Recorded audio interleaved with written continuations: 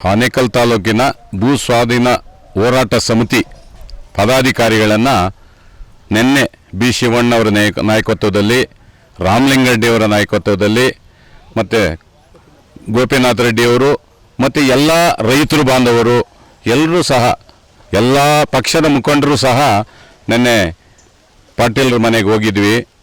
ಪಾಟೀಲ್ರ ಮನೆಯಲ್ಲಿ ರಾಮಲಿಂಗರೆಡ್ಡಿಯವರು ಹೇಳಿದರು, ಶಿವಣ್ಣವರು ಹೇಳಿದ್ದಾರೆ, ಗೋಪಿನಾಥ ರೆಡ್ಡಿ ಹೇಳಿದ್ದಾರೆ, ನಮ್ಮ ರೈತರು ಸಹ ಎಲ್ಲರೂ ಆತನಿಗೆ ಮನದಟ್ಟಾಗೋ ರೀತಿಯಲ್ಲಿ ಆನೇಕಲ್ ತಾಲೂಕಿನಲ್ಲಿ ಸುಮಾರು 25,000 ಎಕರೆಗಳಷ್ಟು ಈಗಾಗಲೇ ಭೂ ಸ್ವಾಧೀನ ಆಗಿದೆ. KHB ಆಗಲಿ, KADB ಆಗಿರಲಿ, ರಸ್ತೆಗಳಿಗಾಗಿರಲಿ ಎಲ್ಲನೂ ಆಗಿದೆ. ಇನ್ನು ಅಲ್ಪ ಸ್ವಲ್ಪ ಈ ಸರ್ಜಾಪುರ ಹೋಬಳಿಯಲ್ಲಿ ಒಂದು 3,000 ಎಕರೆಯಷ್ಟು ಜಮೀನಿದೆ. ಅದನ್ನು ನಮಗೆ ಬಿಟ್ಟುಕೊಡ್ಬೇಕು ಅಂತ ಪ್ರೆಷರ್ ಮಾಡಿದ್ರು. ಹಾಗೆ MB ಪಾಟೀಲ್ ಹೇಳಿದರು, ನಿಮಗೆ ಎಲ್ಲೆಲ್ಲಿ ಡೆವಲಪ್ಮೆಂಟ್ ಆಗಿದೆ, ರೇಷ್ಮೆ ಆಗಿರಲಿ, ಪಾಲಿ ಹೌಸ್ ಆಗಿರಲಿ, ಬೇರೆ ತರಕಾರಿ ಬೆಳೆಯೋದಾಗಿರಲಿ, ಅದನ್ನೆಲ್ಲ ಒಂದು ಸಮೀಕ್ಷೆ ಮಾಡಿ ತೀರ್ಮಾನ ಮಾಡ್ತೀವಿ ಅಂತ ಹೇಳಿದರು. ತಾವು ದಯವಿಟ್ಟು ಪಾಟೀಲ್ರಿಗೆ ಹೇಳೋದು, ರೈತರ ಪರವಾಗಿ, ನಮ್ಮ ಶಿವಣ್ಣನ ಪರವಾಗಿ ಆಗಲಿ, ರಾಮಲಿಂಗರೆಡ್ಡಿ ಎಲ್ಲರೂ ಮಾತು ಒಂದೇ, ಅಷ್ಟನ್ನು ಬಿಟ್ಟರೆ ನಮಗೆ ಸಾಕಾಗೋದಿಲ್ಲ. ಯಾಕೆಂದರೆ ಉಳಿದ ಜಾಗವೆಲ್ಲನೂ ಏನು ಇವತ್ತು 2,500 ಎಕರೆ ಇದೆಯಲ್ಲ, ಅದನ್ನೆಲ್ಲ ಬಿಟ್ಟರೆ ಬಹಳ ಸಂತೋಷ. ಯಾಕಂದರೆ ಬೇರೆ ಕಡೆ ಜಾಗಗಳಿದೆ. ದಯವಿಟ್ಟು ನಮ್ಮೆಲ್ಲರ ರೈತರ ಒಂದೇ ಮಾತು, ನಾವು ಭೂಮಿಯನ್ನು ಕೊಡೋದಿಲ್ಲ.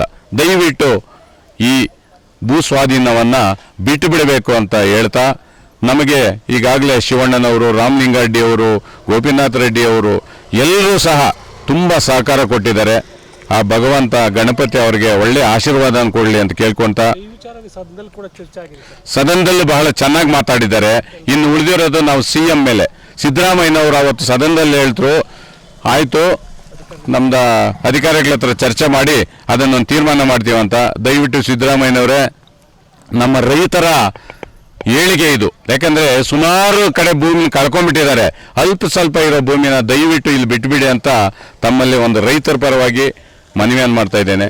MB ಪಾಟೀಲ್ ಅವರು ಕೆಲವೊಂದು ಕೃಷಿ ಭೂಮಿಗಳನ್ನ, ವಾಣಿಜ್ಯೇತರ ಭೂಮಿಗಳನ್ನ ಮಾಡಂತ ಬಿಡ್ತೀರಿ, ಉಳಿದಂತ ಬಿಡಲ್ಲ ಅಂತ ಹೇಳಿದ್ದಾರೆ ಅಂತ ಹೇಳ್ತಾ ಇದ್ದಾರೆ. ಯಾವ ರೀತಿ ಸರ್ ಇದು ಅಂತ?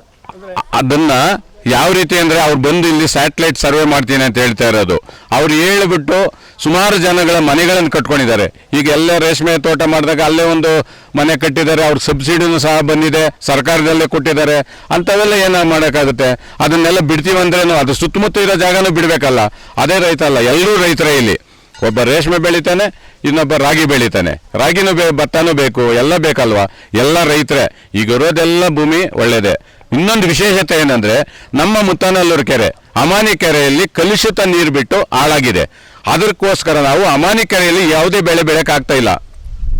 ಆ ವೇಸ್ಟೇಜ್ ವಾಟರ್ ಅಂತಂದು ಡೈರೆಕ್ಟಾಗಿ ಕೆರೆ, ನಮ್ಮ ಅಮಾನಿ ಕೆರೆಗೆ ಬಿಟ್ಟಿದ್ದಾರೆ. ಒಂದು ಮೊಣಕಾಲು ಉದ್ದ ನೀರಿದೆ. ದಯವಿಟ್ಟು ಅದನ್ನು ಸರಿಪಡಿಸಿ, ಎಲ್ಲಿ ಕಾಲುವೆ ಇದೆ ಅಲ್ಲಿ ಕಾಲುವೆ ತೆಗೆದುಬಿಟ್ಟು ಆ ನೀರನ್ನ ಆಚೆಗೆ ಬಿಡಿ ಸ್ವಾಮಿ. ಆವಾಗ ಯಾರೆಲ್ಲರೂ ಅಲ್ಲಿ ರೈತರಾಗಿ ಬೆಳೆ ಬೆಳೀತಾರೆ. ಇದು ಬಹಳ ಮೋಸ ಆಗಿದೆ ನಮಗೆ. ಇಲ್ಲಾಂದರೆ ಅಲ್ಲೂ ಬೆಳೆ ಬೆಳೀತಾ ಇದ್ರು. ಅಲ್ಲೇನು ಅಮಾನಿ ಕೆರೆ ಬಂಜರು ಭೂಮಿ ಅಂತಿರಲ್ಲ, ಬಂಜರು ಭೂಮಿ ಅಲ್ಲ ಅದು. ಇಡೀ ವರ್ಷದಲ್ಲಿ 2 ಬೆಳೆಯನ್ನು, ಭತ್ತವನ್ನು ಬೆಳೆದ ಇಡೀ ರಾಜ್ಯಕ್ಕೆ ಬಿತ್ತನೆ ಭತ್ತವನ್ನು ಕೊಡ್ತಿತ್ತ ಅಮಾನಿ ಕೆರೆ ಇದು. ಅಂಥದನ್ನು ಸಹ ಅಕ್ವಿಜೇಷನ್ ಮಾಡಿದ್ರೆ ಬಹಳ ತೊಂದರೆ ಆಗ್ತದೆ. ದಯವಿಟ್ಟು ಇದನ್ನು ಕೈ ಬಿಡಲೇಬೇಕು.